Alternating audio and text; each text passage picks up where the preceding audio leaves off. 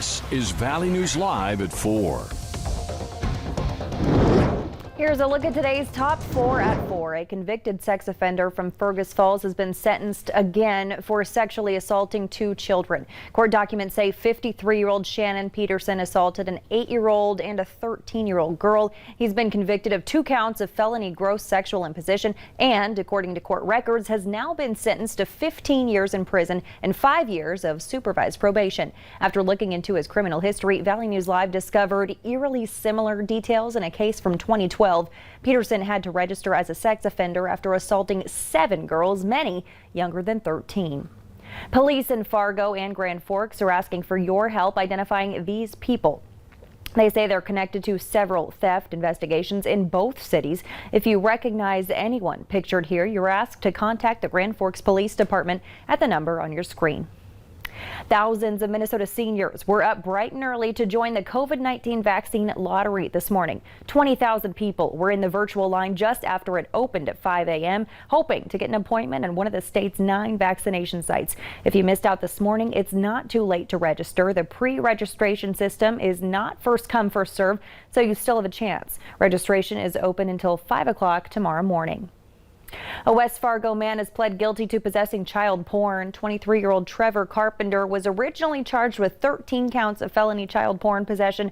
All but 1 was dismissed. Court documents say that while searching Carpenter's apartment, officers found pictures and videos of children involved in sexual acts on his devices. They also found videos Carpenter took himself, offering money to children to expose themselves over video chat. Court documents say most of the material involved girls between the ages of 12 and 16. Carpenter will be sentenced in March. That wraps up today's top 4 at 4. Now let's get a first look at our weather with Chief Meteorologist Hutch Johnson. Hutch. Stacy, it was a very cold one this morning, and I've wound back the time here to show you this morning's wind chill values between 6 and 9 a.m. Watch Langdon up there as they flirted with 40 below heading through the morning hours. Bitter cold in the Devil's Lake Basin, and well, it was none too balmy here in Oaks and Fargo and Jamestown as well. Current temperatures as forecast sub-zero all day up in the Northern Valley, 6 below this hour in Grand Forks. We're 2 whole degrees above zero in Fargo, but you know, don't take the parka off quite yet. It's going to be a chilly night. Can't rule out a renegade flurry, although the radar shows nothing too substantial. Wind chill advisory, once again, our main concern is for dangerous wind chills along and north of Interstate 94 and Highway 10. A look at the 4 cities shows a lot of clouds in the south, but there is a look at Grand Forks with some blue skies shining through. Temperatures pushing 10 below zero tonight at bedtime in Fargo and in Moorhead. Grand Forks, it looks like we'll be closer to 15 to 20 below. Brutal air temperatures and wind chills, and we'll have an update in a little bit on the snow we're looking at for the weekend as well, Stacy, here in a few moments. All right, Hutch, thanks so much. Both the Cass County Sheriff's and Fargo's police chief are speaking out against a North Dakota House bill. The bill would let people accused of misdemeanor crimes go free without having to post bond. The one exception would be for those with domestic violence offenses who would still have to appear before a judge. In a press conference this morning, the Cass County Sheriff called the bill catch and release and says that it puts the offender first instead of the victim. The police chief also opposes the bill, saying it characterizes all misdemeanor offenses as low risk, even though some should be considered high risk. Supporters of the bill say it eliminates wealth as a determining factor on getting out of jail and creates a more fair justice system. Critics of a bill that addresses gender in school sports say the proposal discriminates against transgender students. It would prohibit public schools in North Dakota from allowing a person to participate on a girls or boys team if the person was assigned the opposite sex at birth. Representative Ben Koppelman sponsors the bill. He says it would ensure fair competition for girls in sports.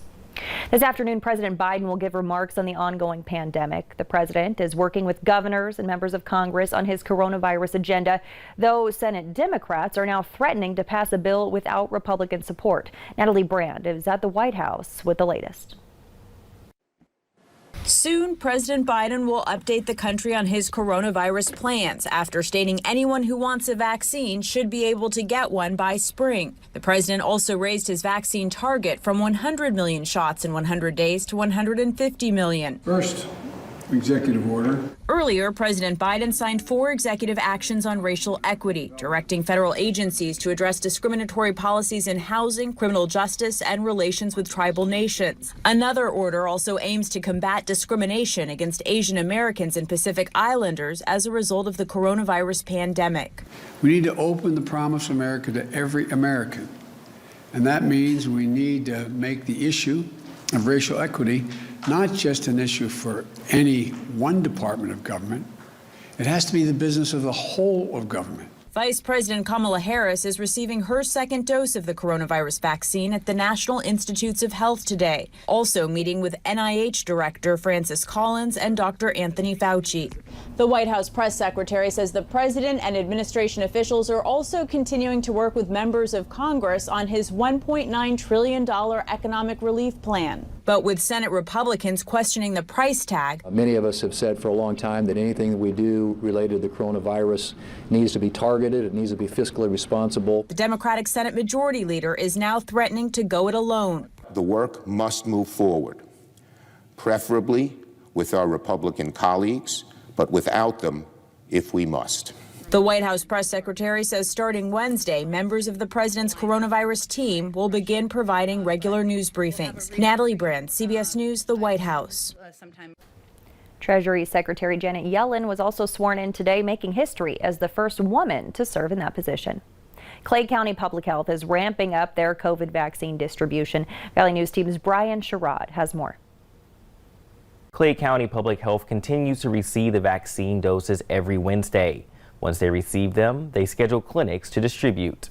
Now, the clinic is expected to do 500 doses today and 450 on Thursday.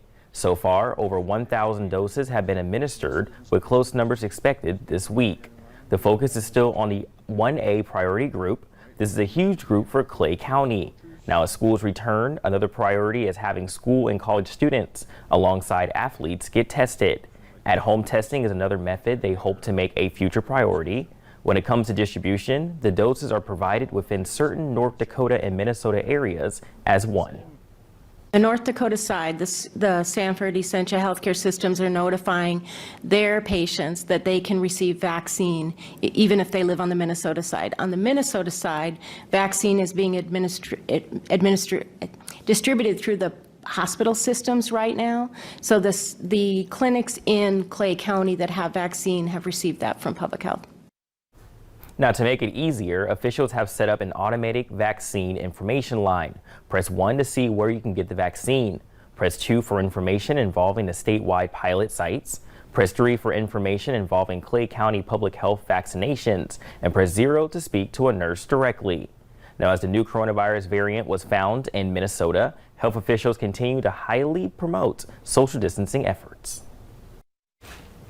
County health officials say starting tomorrow, Minnesota's vaccine rollout system will change, so distribution through hospitals may look a little bit different. A vacant Kmart building in South Fargo is getting a facelift. Fargo City Commissioners voted last night to begin funding a project that will replace the former Kmart on University Drive. A spokesperson with the city says Enclave Development is proposing a South University redevelopment project. It includes a potential neighborhood retail center, multifamily housing, offices, and a grocery store. Enclave says the Burger King at the corner of that lot is open to relocating. If you live in West Fargo, keep an eye out for a gift card in your mailbox soon. The city approved a fund that would distribute COVID relief money to its residents in the form of a $25 gift card. The cards can only be spent at registered businesses in West Fargo. Businesses can sign up to participate on the city's website.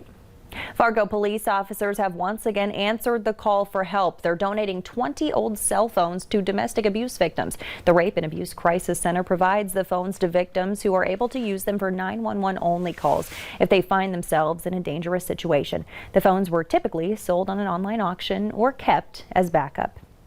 Women who give birth via C-section at Sanford will now have the option to donate birth tissue to those who need it most. Sanford is partnering with Dakota Lions Sight and Health to collect the tissue and give to others for quicker recovery, pain suppression, and reduction in scar tissue. You can find out more information on this program on your VNL app. Just click on this story. Well, from whiteouts to twisters, we'll take a look at the wild weather across the country next. And it's plenty wild around the valley with high temperatures today that could not reach 0 degrees in the northern valley. 7 your high in Fargo, and we spent much of the day looking like this with a few passing flakes. We'll have an update on a first alert weather day on Saturday coming up next, and we'll talk about how cold we get on the coldest night of the season tonight.